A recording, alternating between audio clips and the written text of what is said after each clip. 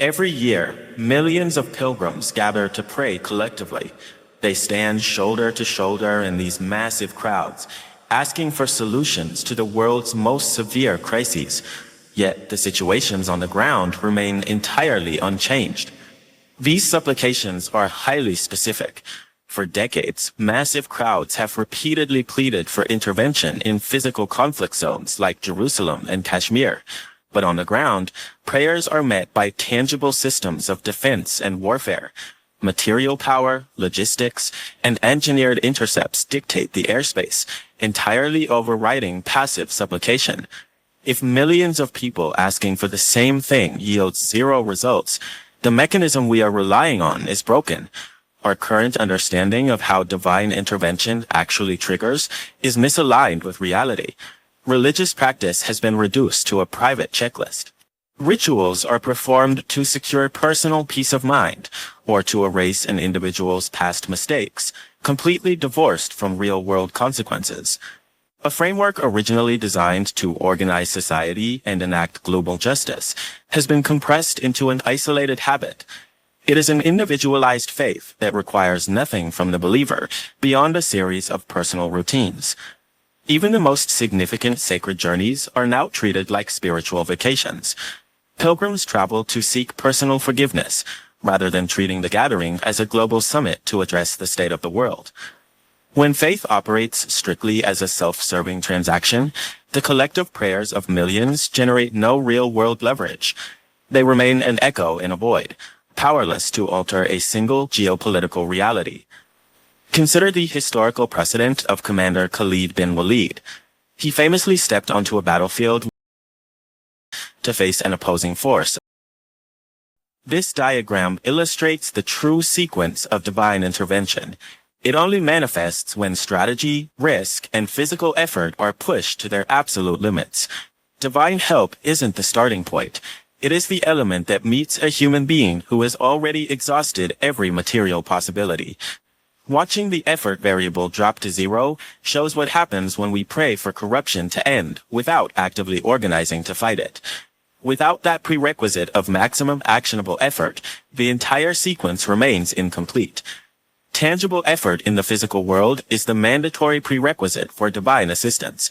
It is a strict requirement, not an optional feature of faith. We see this exact disconnect in the concept of taqwa. Often mistranslated as a solitary fear of God, it was actually engineered as a massive societal driving force. It is the invisible engine meant to sustain social justice, protect vulnerable family units, and govern institutions where laws cannot reach. This level of societal regulation does not emerge by accident. It requires a rigorous, deliberate curriculum, programmed into humans during their critical early developmental years. Culturally, the role of raising these individuals has been reduced to physical caretaking, providing food, clothes, and basic hygiene. But the original texts framed the mother differently, as a mushir, a strategic advisor whose primary task is intellectual. Her task is to instill a logic of sovereignty, teaching the child to analyze power, recognize systemic deception, and remain loyal to the mission. By building this mental framework before age 13, she ensures the next generation has the cognitive independence to resist external programming. Without this early foundation of strategic thinking, a society loses its ability to plan or defend itself over the long term. We become reactive, unable to anticipate threats, because the mental architecture required for leadership was never established at the source. We are living under a pervasive system of consumerism, designed to hijack human focus. This highly organized materialistic framework operates continuously to dictate exactly what society values and pursues. Against this backdrop, major rituals like fasting and pilgrimage serve a specific tactical purpose. They are rigorous, temporary detachments from this consumerist loop, forcing a system reboot to retrain our cognitive priorities. Controlling those priorities requires narrative building. The mechanism is simple. Whichever system repeats its message the most effectively and the most consistently successfully programs the mindset of the public. This is an active intellectual war for consciousness.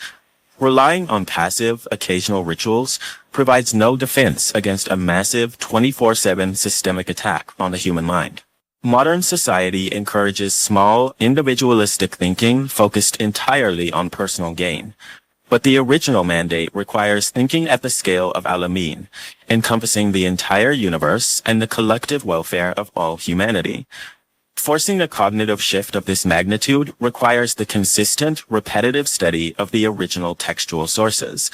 It is the only psychological mechanism powerful enough to overwrite deep-seated cultural conditioning.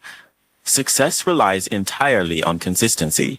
Erratic bursts of religious fervor, sparked only during a crisis or a holiday, simply cannot compete with the relentless daily pressure of the modern materialistic world. Divine help will not rescue a society that sits idly in the dark, waiting for a miracle. To see actual change in the world, we have to actively reprogram our internal narratives, step onto the field, and take responsibility for the future.